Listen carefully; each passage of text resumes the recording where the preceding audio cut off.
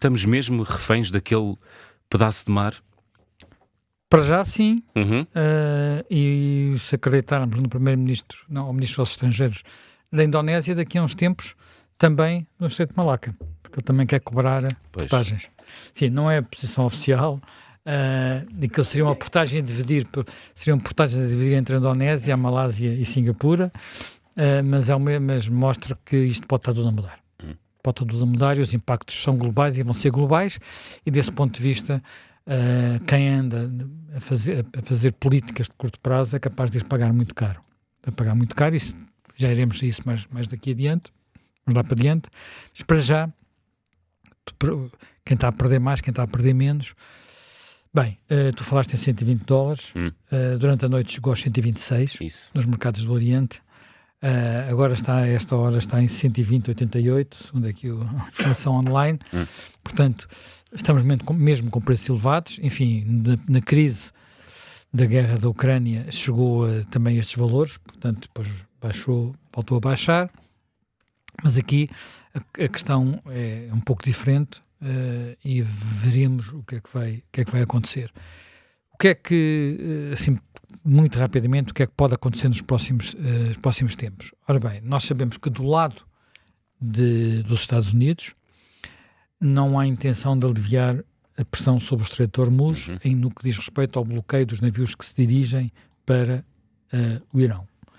É a contra-arma ao bloqueio que o Irão está a fazer, se bem que, digamos, o impacto nas economias e no funcionamento das economias do bloqueio iraniano, que já conhecemos há mais tempo, seja curiosamente mais no Oriente, Índia, China, Taiwan, Japão, Coreia do Sul, Indonésia, e até se falarmos estritamente do ponto de vista dos Estados Unidos, e não da parte da política dos Estados Unidos, até pode ser positivo, porque os Estados Unidos estão a exportar mais e tornaram-se um produtor ainda mais importante a nível global, o que mostra que, às vezes, ter economias abertas à inovação e sem macaquinhos no sótão é positivo, porque os Estados Unidos estão nesta posição que não estavam nas crises anteriores e tornaram-se num grande produtor e exportador de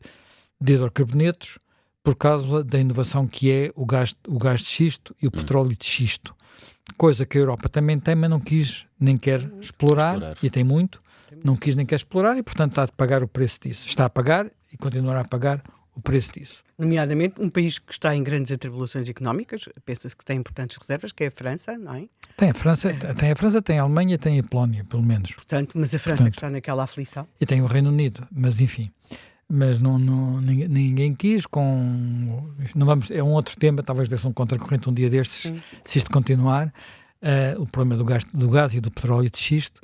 Mas eu lembro-me que uma vez, em conversa aqui com o antigo Presidente da Comissão Europeia, chamado Durão Barroso, ele disse que isso é um tema tabu, nem se pode levantar. Aliás, há países que até opuseram na sua legislação aquele tipo de legislações que se faz a proibir para o futuro. Nem agora, nem portanto, o assunto... Nem nunca. Bem, pronto. Enfim. Mas dito isto, isto diz respeito a conta corrente. Conta corrente, dinheiro a entrar e a sair. Porque depois há a conta corrente também do bolso das pessoas, e desse ponto de vista, nas bombas de gasolina dos Estados Unidos também, e lá não há o peso dos impostos que há nas bombas de gasolina na Europa. Isto está a pesar bastante e pode ter consequências pesadas nomeadamente para as eleições de novembro, se o problema não se resolver depressa, porque depois não é só na bomba de gasolina, é nos transportes, é no preço, na inflação, é naquilo que se tornou um tema fundamental na política americana, que é o que eles chamam affordability, portanto, capacidade de fazer compras, de viver, no fundo. Os ovos. Custo de vida. Os ovos. Custo de vida. Bem, agora, não há dúvida que vai ser difícil sair daqui. Do ponto de vista das negociações, parece-me que muito está dependente do próprio equilíbrio dentro do Irão. Aquilo que já se percebeu é que nós temos, eu diria, 3 fatores que não sabemos como é que vão jogar nos próximos tempos. temos, por um lado, aqueles que querem procurar resolver esta situação e não querem o regresso dos bombardeamentos, e aí estarão aqueles que se sentaram em Islamabad, designadamente o Presidente do Parlamento. O Presidente do Parlamento é uma figura interessante, porque ao mesmo tempo que teve um papel brutal na repressão de algumas manifestações, quando teve um papel de gestor, de líder político, que foi quando foi Presidente da Câmara de Teherão, foi visto como um dos Presidentes de Câmara mais inovadores do mundo, esteve em Davos conversou com o senhor que na altura era Presidente da Câmara de São Francisco, que atualmente é Governador da Califórnia e um dos favoritos à nomeação democrata para as eleições presidenciais nos Estados Unidos em 2028, portanto, Gavin Newsom, portanto, é uma figura... Portanto, é uma pessoa que já se pode dialogar. Quer dizer, é uma pessoa com que se consegue conversar, apesar deste lado, portanto mas às vezes estes lados também têm a ver com, quer dizer, a sua digamos, o seu caminho inicial é feito na Guarda Revolucionária,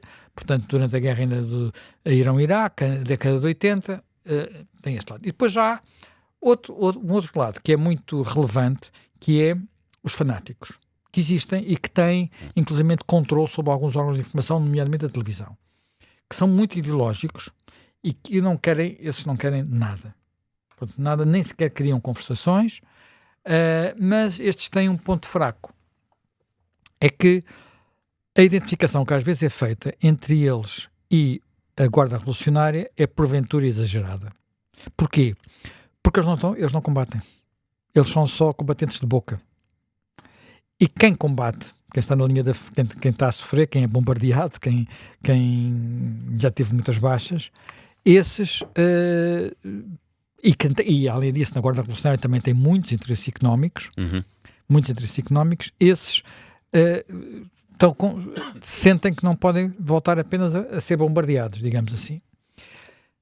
O equilíbrio, essas tensões que nós já falámos, o regime não é totalmente, digamos, um bloco, não é algo como era o nazismo ou o stalinismo, que era um sistema totalmente uno. Quer dizer, o que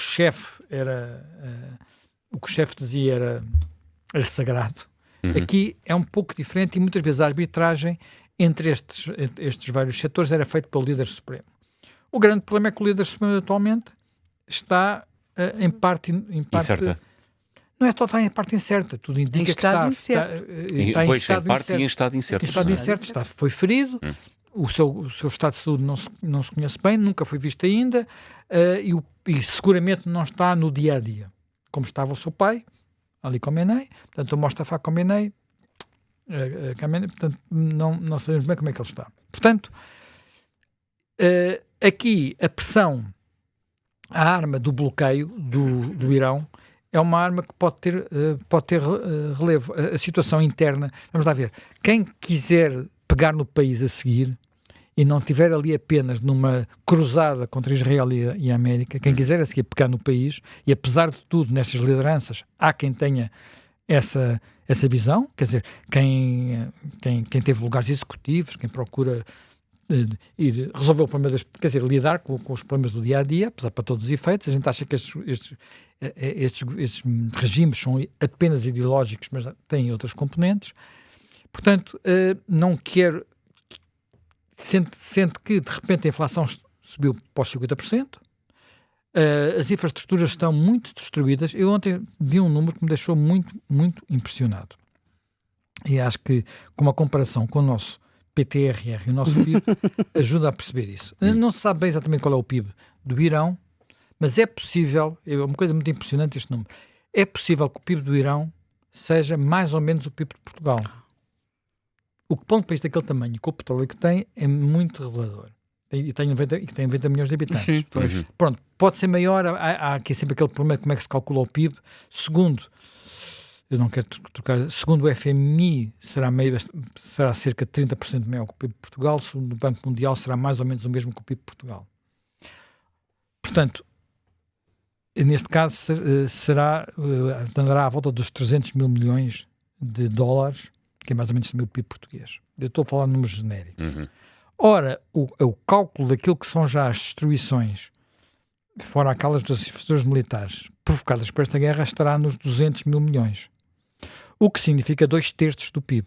O que significa, e agora repara, que eles teriam que aplicar na reconstrução do país, em termos de equivalência, 10 vezes o nosso PTRR, o nosso famoso PTRR. E o nosso PTRR é uma fração pequena do nosso investimento público. Aqui estamos e é para aplicar durante 10 anos ou 8 anos. Ali é, no imediato, 10 vezes o nosso PTRR. E vê-se bem a dimensão do desafio para quem não está apenas numa cruzada ideológica. Desse ponto de vista, a duração do bloqueio, que repara, não é uma duração do bloqueio apenas do petróleo que sai e das divisas que não chegam. É um bloqueio também àquilo que o país necessita, entre outras coisas, para comer. Portanto, a inflação, como eu disse, estava nos 50%, esta guerra já terá provocado mais 1 milhão de desempregados.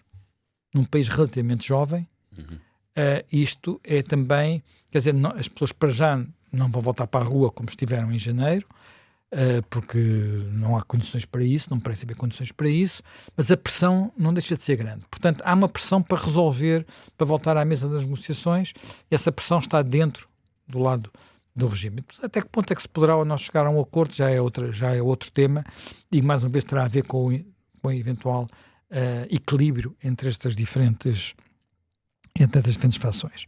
Entretanto, a economia mundial está a sofrer, porque para se ter uma ideia, eu acho que para se ter uma ideia, 50% do comércio marítimo mundial de enxofre, o enxofre é muito importante para a indústria de muitas atividades.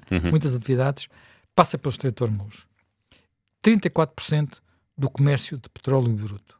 29% do gás de petróleo liquefeito. 19% do gás natural liquefeito. São duas coisas diferentes. 18% dos produtos petrolíferos refinados, porque os países do Golfo já refinam lá, porque tem mais valor. 13% dos produtos químicos, incluindo fertilizantes. Isso. Incluindo fertilizantes, que é muito, muito importante o tema dos fertilizantes, porque por enquanto estás a aguentar, mas para as sementeiras e para as colheitas do outono a coisa pode complicar-se. Amónia. E 10% do alumínio. O alumínio está ali, é produzido ali, porque o alumínio a produção exige muita energia. Portanto, é enérgico-intensiva. E, portanto, numa zona onde a energia é barata, há natural instalação de produção de alumínio. Isto pode causar inúmeros problemas. E outra coisa também muito, muito relevante é a produção de hélio. Boa parte da produção de hélio vem dali. E o hélio é fundamental para fabricar chips.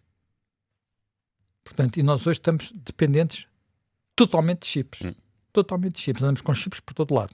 Não temos chips no cérebro, mas no resto... Estaremos. Lá, de medidas talvez estaremos, mas de resto andamos com chips por todo lado. Portanto, e isto é uma enorme pressão sobre a economia mundial. E esta pressão, o choque que está a ser provocado, é muito maior se compararmos com as crises anteriores. Aquilo que se pensa que é a quebra de circulação diária de barris de petróleo pelo Estreito de Hormuz é uma quebra de 10 mil milhões de barris de petróleo. Na crise da Revolução Iraniana foram 6 mil milhões. Na crise do 73-74, que provocou um choque global, foram à volta de 4 mil milhões. Na invasão do Kuwait, 90-91, portanto, na Primeira Guerra do Golfo, também 4 mil milhões. E mesmo na Guerra do Iraque, 2003, foram apenas 2 milhões e meio. Portanto, a dimensão deste choque é muitíssimo, muitíssimo superior a todos os choques anteriores no que diz respeito àquilo que é a menor capacidade de produção. Agora, e agora para compensar um pouco este lado, e eu estou a referir-me a um relatório do Banco Mundial que saiu há 2 dias. O próprio Banco Mundial tem uma perspectiva de que, apesar de tudo, sobretudo no que diz respeito ao petróleo, é possível, não direi compensar totalmente, mas quase compensar isto com algum rearranjo dos mercados. Por um lado, a saída pelos oleodutos que já existem, e há muitos planos para fazer uma espécie de bypass àquela zona, trazendo os produtos ali diretamente para o Mediterrâneo, portanto, ou então para uma zona que também não esteja dependente do estreito de Aden, que é o estreito que está controlado, enfim, semi-controlado, ou pode ser ameaçado pelos Houthis, portanto, com saída direta para o Mar Vermelho e depois do Mar Vermelho para o Mediterrâneo via Canal de Suez. Portanto, este impacto, que é estimado em 10% da produção de petróleo, ser reduzido para 4%, mas não se consegue compensar tudo. Portanto, sobretudo isto pode a médio prazo ser mais complicado, porque nestes cálculos do Banco Mundial considera-se a mobilização das reservas que os países têm. E como reservas que têm limites, não é? Umas estão mais cheias, outras mais vazias, mas têm limites. Nos últimos dias também há algo que muda um bocadinho esta geometria toda, que é a saída dos Emirados Árabes Unidos, dos Emirados, da OPEP. Porquê é que essa saída é importante? Essa saída é importante porque diminui imenso a capacidade do cartel, porque aquilo é no fundo um cartel de produtores, e este cartel de produtores funciona e já teve impactos brutais na economia mundial, porque determina qual o volume da produção e, no fundo, qual o preço, os preços praticados, portanto, e isto varia muito, pode dar-lhes um poder político muito grande, evidente que este cartel não são apenas os países do Golfo, a Rússia faz parte, a Venezuela fazem parte da OPEP, são grandes produtores, a Angola também, Nigéria, não sei porque não tinha certeza, faz parte, senão. Creio que sim, sim. Mas se não faz, pode... Sim, creio que sim. Agora, muitos destes países não têm uma capacidade que sobretudo tem a Arábia Saudita e o Kuwait e os Emirados, que é a capacidade, que é a flexibilidade. A sua capacidade de extração permite extrair mais ou extrair menos em função daquilo que são as decisões do cartel e das conveniências da altura. Ou seja, eles conseguem adicionar volume. Conseguem adicionar volume ou tirar volume ao mercado, até porque tem um músculo financeiro completamente diferente. Os Emirados não estavam muito contentes com as decisões do cartel, portanto, porque achavam que queriam extrair mais e davam-lhe sempre cotas muito baixas, e ao estarem fora eles podem injetar mais no mercado. Mas isso é no futuro. Mas pode ser importante na fase de recuperação dos mercados de petrolíferos. Mas para já, os Emirados dependem da saída pelo Estreito de Hormuz. Sim. Portanto, não têm ainda as possibilidades de saída para outros lados, como começa a ter parcialmente, por exemplo, a Arábia Saudita e de alguma forma também o Iraque. Ora bem, toda esta geometria está a mudar. Portanto, os países estão a ter que se adaptar a este choque e a perceber que vão ter um futuro porventura diferente. Por um lado, porque a OPEP vai ter menos peso. Por outro lado, porque de facto percebeu-se que com a dependência do comércio dos estreitos, e aqui falo do Estreito de Hormuz, do Estreito de Malaca e do Estreito de Aden, os estreitos do nosso Vasconcelos, não é? Do nosso grande estratega militar do século XVI. Vasconcelos ou Albuquerque? Afonso de Albuquerque. Perdão, enganei-me aqui no nome. Também terá havido um Vasconcelos, mas também aqui conta o Albuquerque. Repara, foi exatamente os 3 pontos que ele tratou de controlar. Portanto, e de facto são os funis para onde tem que passar o comércio. Isto vai provavelmente conduzir a novos equilíbrios, perceber-se que a forma, em muitos aspectos, todo o mercado de energia também vai ser escalhado. Estamos sempre muito nestes vai-vens, designadamente aqueles que têm a ver com a transição, porque isto, à primeira vista, favorece uma não dependência dos produtos das energias fósseis, portanto é um estímulo. As energias fósseis mais caras criam mais espaço para energias alternativas e para uma coisa que cada vez se discute mais, sobretudo. Enfim, há países que não discutem, fazem, como é o caso da China, há outros que discutem e não fazem, como é o caso da Europa, e os Estados Unidos também, pode ser que também aí haja novidades, que é a energia nuclear. Portanto, de novas gerações, não é? Portanto, gerações que têm um pouco a ver com aquela energia nuclear dos traumas de 3 Mile Island ou de Chernobyl ou por aí adiante. E que está a voltar ao tema. E depois temos o curto prazo. No curto prazo, aquilo que é muito interessante perceber é que quase que diria cada cabeça sua sentença. Quando nós olhamos para os mapas do mundo que nos mostram onde é que os países mudaram de políticas, verificamos que temos de quase tudo, não é? Muito rapidamente. Portanto, por exemplo, alguns estão a dar dinheiro. E países muito diferentes, dinheiro às pessoas. Portanto, para compensar isto. Canadá, Chile, Austrália, Nova Zelândia, Japão, Coreia do Sul, China. Outros estão a dizer aos cidadãos para mudarem de hábitos. Paquistão, Vietnã, Camboja, Indonésia, Austrália também. Outros estão a colocar tetos no preço dos combustíveis. Portanto, Brasil, Argentina, Chile, México, na Europa a Polónia, a Lituânia, a Eslováquia, a Hungria, a Roménia, a própria Alemanha. Pronto. Outros estão a dizer que vão cobrar dinheiro aos lucros das petrolíferas.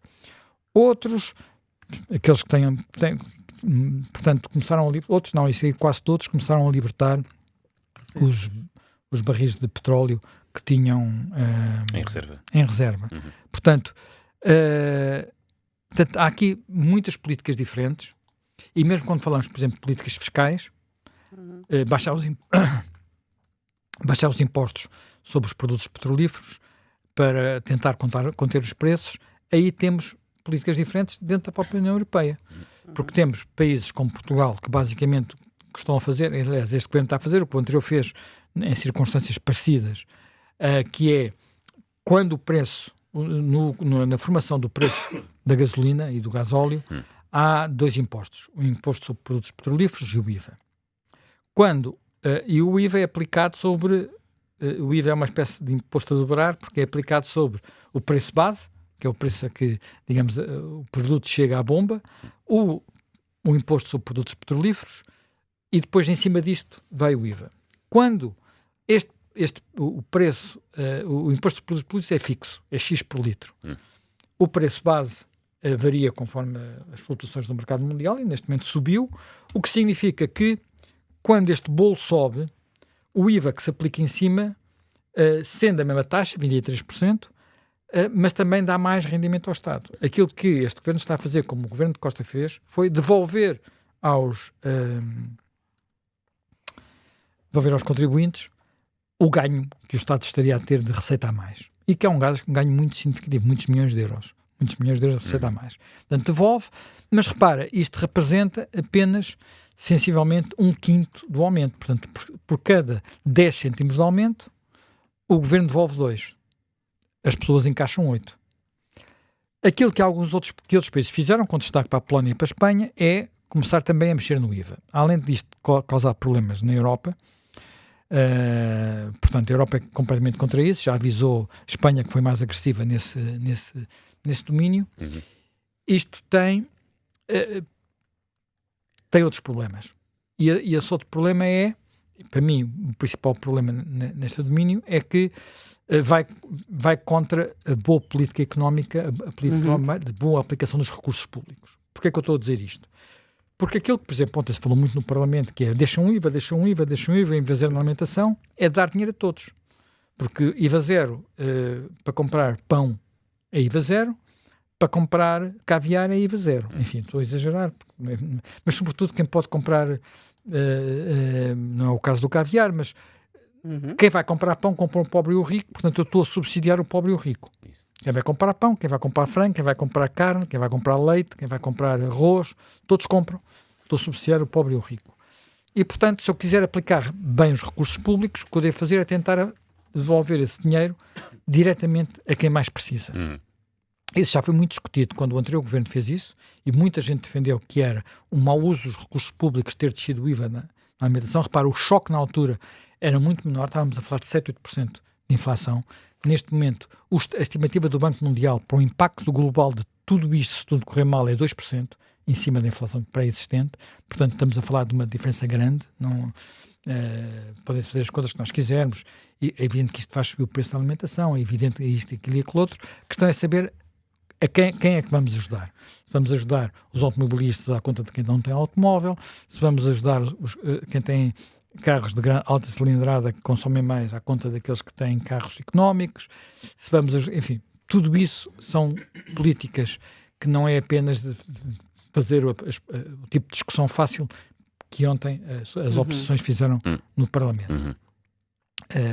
Eu creio que o Governo não está a ter uma política muito popular em termos de decisões, mas para já, enfim, teremos que ver se isto se agrava mais, e se é preciso os tais cheques dirigidos, mas para já parece-me, pelo menos, que não se deve ir atrás da demagogia, porque este é um problema global da Europa, e por isso é que a Cimeira de Chipre, no fim de semana passada, não adiantou nada de especial. O problema da Europa é que quem tem muitas dívidas, e há muitos países na Europa com muitas dívidas, Portugal já teve dívidas maiores proporcionalmente do que aquilo que hoje tem, portanto a dívida hoje no nosso PIB pesa menos do que pesava há uns anos atrás. Há muitos países que estão piores do que nós, mas quando se tem essas dívidas não se pode começar a ter déficits irrestritos. O único país que consegue fazer isso são os Estados Unidos, porque toda a gente compra dólares. E toda a gente empresta aos Estados Unidos, mas fora, mesmo assim tem limites. Portanto, e nós desse ponto de vista temos que ter de facto muito, muito cuidado e não entrar em demagogias fáceis. Portanto, isto é, até porque a questão aqui essencial é esta, e vou acabar já. A questão essencial é esta. Este choque indica que o mercado vai mudar muito profundamente, muito radicalmente. Que a nossa tranquilidade em relação aos mecanismos que existiam vai ser, de alguma forma, subvertida. Que é difícil prever, nestes fatores todos, o que é que vai acontecer. Repara, nós precisamos de petróleo para produzir, não há alternativa para produzir cimento, para produzir aço, para produzir amónia, e a amónia é fundamental para ter fertilizantes. Tudo isso só se faz com energia fóssil, por enquanto, e não se sabe quando é que vai deixar de se fazer com energia fóssil. Portanto, há aqui mudanças, que são mudanças que vão exigir investimentos e mudanças de hábitos e outras rotinas, e desse ponto de vista, medidas conjunturais de curto prazo, apenas para ter a simpatia de quem está a votar amanhã, são muito perigosas. Portanto, até porque a capacidade de encaixe das nossas economias não é muito grande. Nós devemos ter aprendido com o Covid. No Covid pusemos-nos a imprimir dinheiro, não é? Para as pessoas para aguentar as economias. E depois pagámos isso em inflação e ainda não deixámos de pagar.